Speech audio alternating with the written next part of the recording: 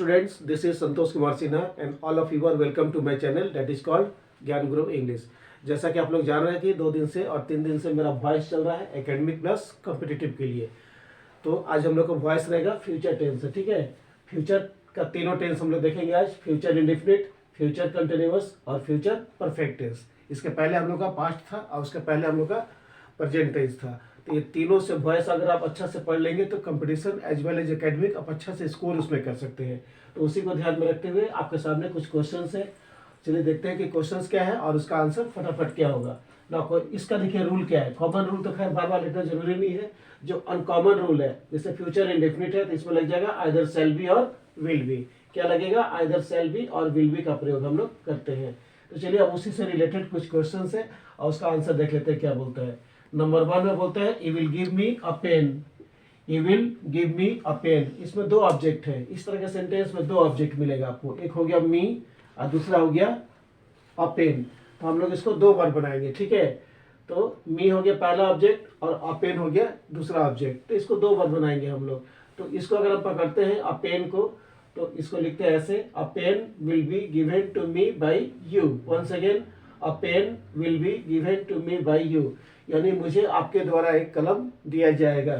और अगर आप मी को ऑब्जेक्ट पकड़ते हैं तो क्या लग जाएगा? आई। मी किस में बदल जाता है? आई में। तो क्या हो जाएगा? I shall be given a pen by you. मुझे आपके द्वारा एक कलम दिया जाएगा।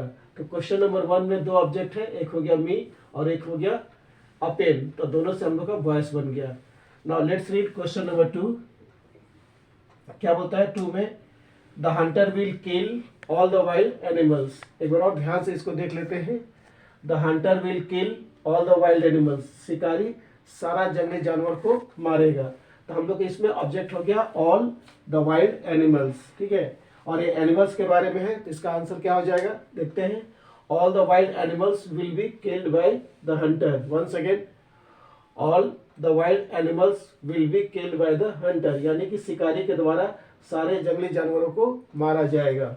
Now let's read question number 3।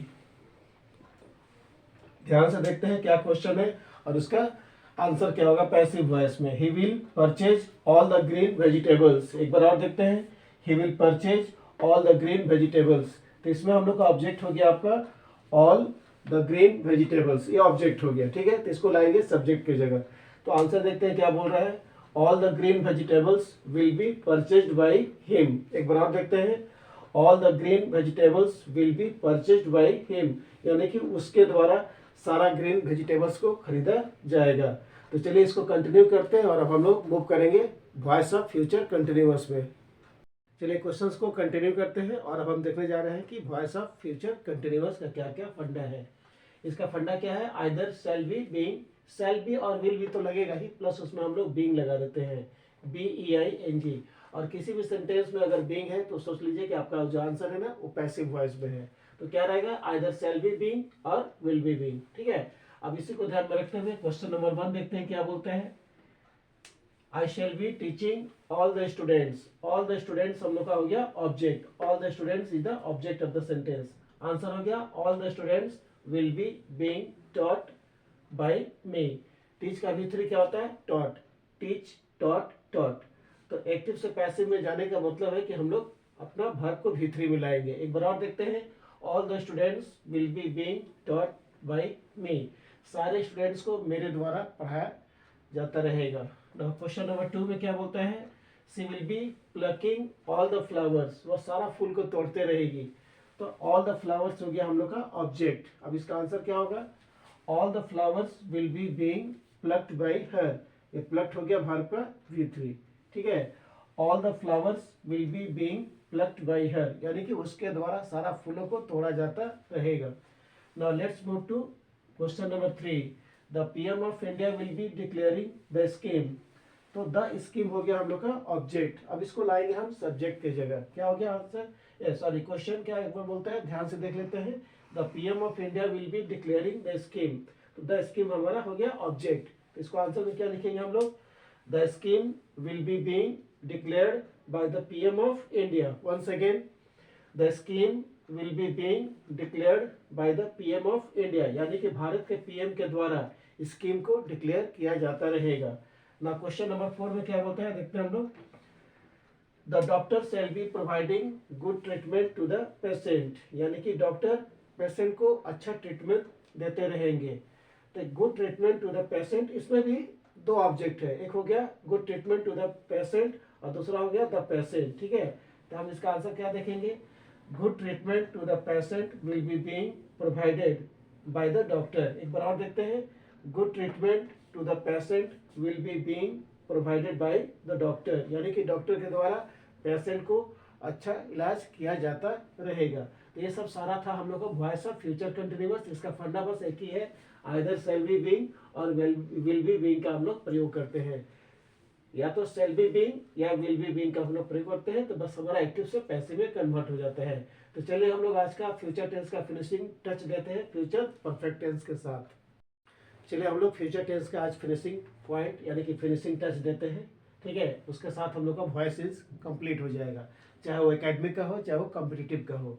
तो क्या होने जा रहा है, voice of future perfect tense, यानी कि परफेक्ट टेंस का फ्यूचर परफेक्ट टेंस का वॉइस हम लोग अब इस पर कुछ क्वेश्चंस के साथ देखेंगे। अब इसका रूल क्या है, आइदर शैल हैव बीन और विल हैव बीन, यानी कि हैव बीन और हैज बीन और हैड बीन, ये किस में होता है, परफेक्ट टेंस में होता है। तो ये फ्यूचर टेंस है, तो क्या लग जाएगा, शैल हैव बीन और will have been according to sentence. अब इसी को ध्यान में रखते हुए सेंटेंस नंबर 1 क्या बोलता है, देखते हैं ध्यान से। They will have seen the movie, एक बार और देखते हैं, they will have seen the movie, वे लोग पिक्चर देख चुके होंगे। तो द मूवी हो गया हमारा ऑब्जेक्ट, आंसर हो गया the movie will have been seen by them and they will change into them. आपको मैं एक बार चार्ट में बना दिया था कि कौन किस में बदलता है, जैसे ही है तो हिम में, सी है तो हर में, आई है तो मी में, वी है तो अस में, दे है तो दे में बदलेगा। इसको याद रखना बहुत जरूरी है, क्योंकि एक्टिव से पैसिव का मतलब है कि आपको प्रोनाउन को बदलना है। तो आंसर क्या हो गया, the movie will have been seen by them, उन लोगों के द्वारा मूवी को देखा जा चुका होगा। Now let's move to question number 2। The shopkeeper shall have displayed all the goods, तो ऑल द गुड्स हो गया हम लोग का ऑब्जेक्ट। चलिए फटाफट इसका आंसर देख लेते हैं क्या बोलता है। All the goods will have been displayed by the shopkeeper. Once again, all the goods will have been displayed by the shopkeeper. Shopkeeper के द्वारा सारा सामान को डिस्प्ले किया जा चुका होगा, मतलब शोरूम में सजा के रख दिया गया होगा। Now let's read question number 3. He will have qualified all the competitive exams. एक बार और ध्यान से देखते हैं। He will have qualified all the competitive exams. वह सारा competitive exams को qualify कर चुका होगा। आंसर हो गया all the competitive exams will have been qualified by him. Once again, all the competitive exams will have been qualified by him. उसके द्वारा सारा competitive exams को qualify किया जा चुका होगा। ये सब कुछ क्वेश्चंस था हम लोग को फ्यूचर परफेक्ट टेंस का, और इसी के साथ आपका वॉइस फ्यूचर का कवर कर गया हम लोग का। अगले दिन कल फिर हम लेके आएंगे दूसरा topic, that is called direct to indirect speech. चाहे वो किसी भी कंपटीशन का हो चाहे किसी भी एकेडमी का हो, मतलब डायरेक्ट से इनडायरेक्ट स्पीच तो पूछता ही पूछता है। इसलिए आप लोग को अटेंटिव होकर जितना मैं पढ़ा दे रहा हूँ उसको ध्यान से देखिए, किसी भी एग्जाम में अच्छा स्कोर होगा। So I think it's enough for today and more tomorrow, same time same place same purpose. Till then, good night to all of you.